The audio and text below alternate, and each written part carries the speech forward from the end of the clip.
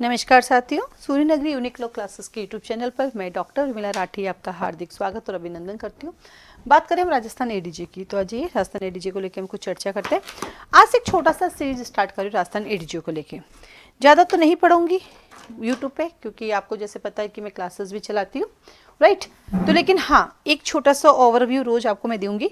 इस बहाने आप डेली बेसिस पे क्या कर सकते हैं, आप अपनी प्रिपरेशन कर सकते हैं। तो स्टार्ट करते हैं। सबसे छोटा एक लेते हैं, वो है इलेक्ट्रिसिटी एक्ट। तो अजय, इलेक्ट्रिसिटी एक्ट पे हम थोड़ा सा डिस्कशन करते हैं कि कैसे पढ़ना है, क्या स्ट्रेटेजी फॉलो करनी है। ठीक है, तो आ जाइए हम बात करते हैं इलेक्ट्रिसिटी एक्ट की।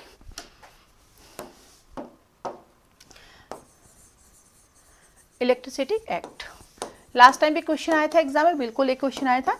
ये इलेक्ट्रिसिटी एक्ट मेरे लिए नया इसलिए नहीं है, 2003 का है, क्योंकि ये आरजीएस पे भी आता था। जब मैंने आरजीएस 2015 दिया, 16 दिया, 17, 18 दिया और 19 दिया, 17 3 साल तक हमारा था। एक ही चैप्टर हमारे कोर्स में, ज़्यादा वो भी नहीं है कि कितना है। हाँ, अब जब आप वो चैप्टर खोलेंगे तो उसमें बहुत खतरनाक आपको देखने को मिलेगा लैंग्वेज, ये याद ही नहीं होती है। क्योंकि अभी एडीजी का जो प्रिपरेशन कर रहे हैं ना, तो बहुत ही कम बच्चे होंगे जो कि 35 to 38 वाले हैं, बाकी सब उससे अबव वाले। तो अब समझ में सब आता है, कंसेप्ट सबके क्लियर है, लेकिन दिक्कत क्या आ रही है? दिक्कत ये आ रही है सेक्शन नंबर 135 से 152।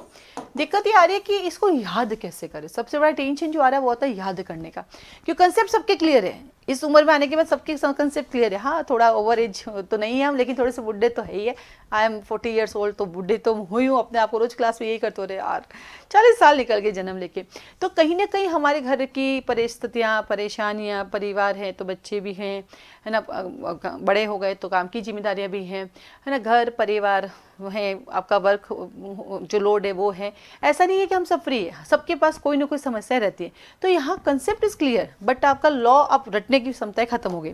तो लास्ट टाइम जो क्वेश्चन है वो आया था कि सेक्शन 138 के अंदर जो ऑफेंस कमिट किया जाता है, क्या वो ऑफेंस 138 के अंदर जो ऑफेंस कमिट किया जाता है, तो क्या उस ऑफेंस जो है कंपाउंडेबल है या नहीं। तो जब आप जाके देखेंगे कंपाउंडेबल ऑफेंस की हम बात करते हैं, तो जाके देखिए, तो वहाँ पे 152 में कंपाउंडेबल के अंदर कहीं पर भी 138 को प्रिस्क्राइब नहीं कर रखा हुआ, ओनली 135 को कंपाउंड के लिए कर रखा है। तो उन्होंने केस लो पूछा, भाई किस लो, केस लो के थ्रू इसको किया।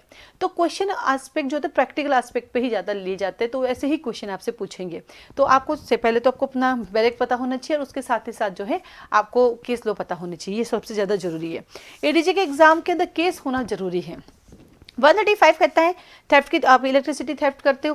सवाल आता है एग्जाम के अंदर कि जब 135 में इलेक्ट्रिसिटी की थेफ्ट की जाती है, तो क्या आईपीसी का सेक्शन 380 अप्लाई होगा? जब आप घर में से बिजली की चोरी करते हो तो क्या 380 अप्लाई होगा ही नहीं होगा? ऐसा एक प्रॉब्लम इस क्वेश्चन घूम के आ सकता है आपके पास। फिर जब आप इसको पढ़ोगे तो देखो सब सेक्शन 1 के अंदर ABCD दिया हुआ है, ई तक दिया हुआ है, देन प्रोवाइडेड है। प्रोवाइडेड के अंदर इन्होंने बताया है कि ना क्वांटिटी के कितना आप ले रहे हो, कितने किलोवाट के आप कर रहे हो, तो उस अकॉर्डिंग आपको पनिशमेंट दिया जाएगा। और देन फिर 1A आता है कि आप जो है जो विद्युत आपको दी जाती है उसका आप असंयोजन कर लेते हैं। फिर से उसके प्रोवाइडेड है, 3 प्रोवाइडेड दे रखा है, ABC बना देते हो उसको। फिर 2 कहता है कि आपके यहाँ पे इंस्पेक्शन करेंगे, इन्वेस्टिगेशन करेंगे, 48 आवर के अंदर आपको इन्फॉर्मेशन दी जाएगी। फिर सबसेक्शन 2 जब देखेंगे तो उसमें भी ABC है। और देन सबसेक्शन 3 आता है। सबसेक्शन 3 कहता है ड्यूरिंग सर्च किन किन चीज़ों का ध्यान रखा जाएगा। ठीक है, आफ्टर सनसेट बिफोर सनराइज जो आएंगे तब आएंगे जब घर में कोई अडल्ट मेल मेंबर हो। यदि घर में अडल्ट मेल मेंबर नहीं होते हैं तो अंदर वो लोग नहीं आएंगे चेक करने के लिए। और 4 कहता है CRPC के प्रोसीजर को फॉलो करेंगे, किसके लिए? सर्च के लिए, लाइक सेक्शन 47 और सेक्शन 100 ऑफ CRPC। तो इतना बड़ा है, इसको पढ़ने करने के लिए आपको पहले इसको पॉइंट पे डिवाइड कर देना सुंदर सा, और फिर उसको अच्छे से लिख लो। जो भी पढ़ना है लिख लिख के पढ़ो, नहीं तो कभी भी याद नहीं होगा आपको। लिख लिख के पढ़ लिया, फिर एक इसके ऊपर केस सर्च कर लो। केस कैसे सर्च कर सकते हो? ऑनलाइन जाओ, लिखो सेक्शन 135 लीडिंग जजमेंट एनी है तो ले लो, कोई हाई कोर्ट का हाई कोर्ट का लिख लो, सुप्रीम कोर्ट का तो सुप्रीम कोर्ट ले लो।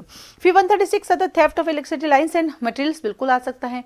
नंबर 1 कहता है उसको रिमूव करते हो तो पनिशमेंट मिलेगा। नंबर B और C तीनों के अपने की पॉइंट बना लिए। फिर आपने बता दिया कि आप पनिशमेंट कितना मिलेगा। जैसे क्वेश्चन पूछ ले आपसे कि इलेक्ट्रिसिटी एक्ट के अंदर जितने भी ऑफेंस उन ऑफेंसेस बताइए, उनके पनिशमेंट बताइए, तो सबका टाइटल और पनिशमेंट आपको पता होना चाहिए। फिर आता है आपके पास सबसेक्शन 2 सब्सिक्वेंटली आप ऑफेंस करते हो तो आपको कितना पनिशमेंट मिलता है। फिर सेक्शन 137 कहता है पनिशमेंट स्टोलन प्रॉपर्टी, चुराई गई संपत्ति प्राप्त करने के लिए। एक स्टोलन प्रॉपर्टी हमारे CRPC में, IPC में भी आता है, सेक्शन 410 से 414 तक। अब सवाल आएगा एग्जाम में कि 137 इज स्टोलन प्रॉपर्टी, और जब यहाँ स्टोलन प्रॉपर्टी आप लेते हैं तो क्या आपके अगेंस्ट जो है आईपीसी का सेक्शन 410 से 414 भी लगाया जा सकता है या नहीं लगाया जा सकता है?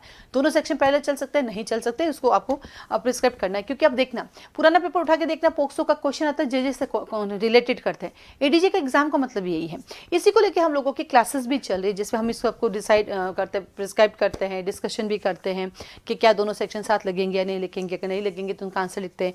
या कोई केस लॉ है, जैसे हमें लगता है जैसे कंपाउंडेबल पर कोई केस आया तो केस पर डिस्कशन करते हैं। हमारे एक हेल्दी क्लास है और सारे ही हमारे जो भी स्टूडेंट है हमारे पास एडीजे के सब मिलके करते हैं। ऐसा नहीं है, ऐसा नहीं सारे केस मुझे ही पता है, ऐसा नहीं है। हमारी क्लास में जिसको भी केस पता होता है तो सबके सब मिलके ही उस केस का हम लोग डिसाइड करते हैं। तो ऐसे हमारी क्लासेस भी चल रही है। आप चाहे तो हमारे टेस्ट सीरीज ले सकते हैं, आप चाहे तो इवनिंग में जो हमारा आरजेएस रैपिड रिवीजन बैच चल रहा है उसमें भी टेस्ट सीरीज वो भी ले सकते हैं। उसमें तो जैसे भी हम की पॉइंट बताए थे ABC है तो उनके की पॉइंट भी हम लिखवा देते हैं, है ना। और 2 सेक्शन को मिला के कैसे क्वेश्चन करना वो भी आप कर सकते हैं।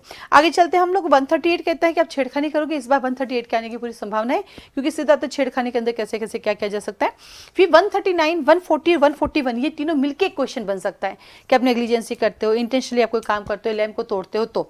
बाकी है तो प्री का क्वेश्चन ऐसा, लेकिन मिलकर आ सकता है। फिर 142, 143 आप देखेंगे तो नहीं समझ में आएगा क्या करना है। 144 ये आपको कुछ एलिमेंट्स बताते हैं, इसके ऊपर क्वेश्चन बन सकता है। 145 सिविल कोर्ट के जुडिक्शन कब कौन से मैटर मिलेगी, कब कौन से मैटर में नहीं मिलेगी, ये क्वेश्चन आपको दिया जा सकता है। फिर आता है 146 अपने आप क्वेश्चन है, अगर आपने ऑर्डर्स और डायरेक्शंस को फॉलो नहीं किया तो क्या उसका कॉन्सिक्वेंस होगा, तो ये आपका मेन का क्वेश्चन दे सकते हैं। उसके बाद ऑफेंस बाय कंपनीज, जितने भी माइनर एक्ट होते हैं उसमें ऑफेंस बाय कंपनीज ये तो आता ही आता है, और सबका सारा कॉपी पेस्ट होता है, एक आध चीजें चेंज होती है, बाकी कॉपी पेस्ट है, ये भी आने की उम्मीद है। देन आता है आपके पास 151 बिल्कुल कॉग्निजेंस कैसे कैसे लिया जाएगा, उसके ऊपर भी आपके पास केस है। केस आप लिख सकते हैं कि भाई कॉग्निजेंस कैसे लिख सकते हैं, एफआईआर पे हो सकता है क्या, कंप्लेंट पे हो सकता है, कंप्लेंट करेगा तो कौन करेगा, एफआईआर करेगा तो कौन करेगा। और 151A आरजेएस मेन के अंदर एक क्वेश्चन आया हुआ है। कब आया हुआ है? आरजेएस मेन में एक क्वेश्चन आया हुआ है। आरजेएस मेन के अंदर जब ये क्वेश्चन आया था तब उन्होंने पूछा था कि इन्वेस्टिगेशन का प्रोसीजर क्या होता है। क्या पूछा था कि इन्वेस्टिगेशन का प्रोसीजर क्या होता है, तो यहाँ पे तो ऐसा कुछ लिखा हुआ ही नहीं है और क्वेश्चन बड़ा था। इसका मतलब यहाँ पे आपको सीआरपीसी का चैप्टर 12 लिखना होता है। ठीक वैसे हम आगे बढ़ेंगे तो कॉग्निजेबल है, नॉन वेलेबल है, उसके बारे में बता रखा है। और 152 लास्ट टाइम आ चुका है। इसके अंदर कुछ अमाउंट्स भी दिए गए जो आपसे पूछा जा सकता है। तो इस तरह से आप वो इसको लिख के याद करें और टेस्ट सीरीज हमारी ज्वाइन कर सकते हैं, आरजेएस मेन की क्लासेस ज्वाइन कर सकते हैं। आप उनकी डेमो लेना चाहे तो हमने क्या किया, जो स्टार्टिंग की क्लासेस उसको रिकॉर्ड कर दिया, रिकॉर्डिंग ही चलती सारी, तो वो डेमो में आपको रिकॉर्डिंग के रूप में मिल सकता है। बाकी एडीजे की हम लोगों की 3 तरह की क्लासेस चल रही हैं, एडीजे मेन की क्लासेस चल रही है, साथ ही साथ एडीजे के पेपर चल रहे हैं हमारे पास और टेस्ट सीरीज के, और साथ साथ 4th पेपर भी क्लास चल रही है जिसमें हम जजमेंट राइटिंग करा रहे हैं, ट्रांसलेशन भी कर रहे हैं, प्रेसिव राइटिंग भी कर रहे हैं, इवन लीडिंग जजमेंट भी कर रहे हैं और साथ में ऐसे राइटिंग भी कर रहे हैं। तो आप हमारे क्लासेस ज्वाइन कर सकते हैं, मैं कॉल मैसेज कर सकते हैं। आज के लिए धन्यवाद।